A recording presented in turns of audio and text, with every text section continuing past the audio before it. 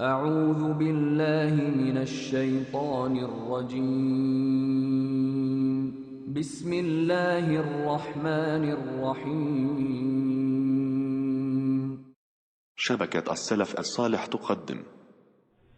النهاردة المتربصين بالدعوة وبالمسلمين وبالدول الإسلامية كتير متربصين عشان يتهموك بالإرهاب، وانت مفيش فايدة فيك، عمال تزعرهم علينا، تديهم اللي يستدلوا بيه على ان احنا إرهابيين.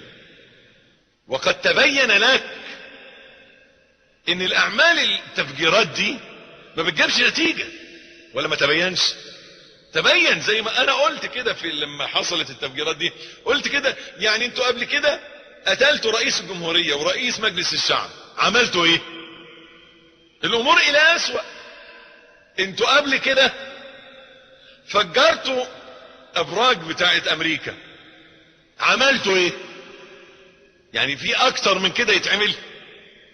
ما دي اقصى حاجة الناس بتتمنى تتعمل، انه يقتل حد قتل رئيس جمهورية، انه يعمل حاجة او قتل 5000 في امريكا وهدلهم البرجين. عملتوا ايه؟ استفدنا ايه؟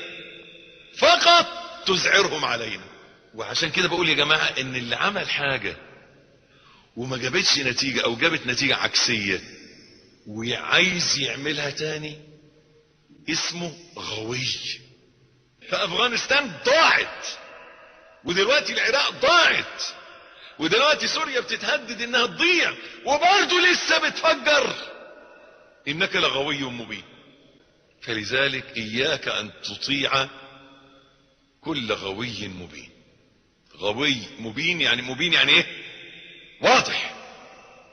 وانا بقول لك نصيحة في التربية، لا تزعرهم علينا.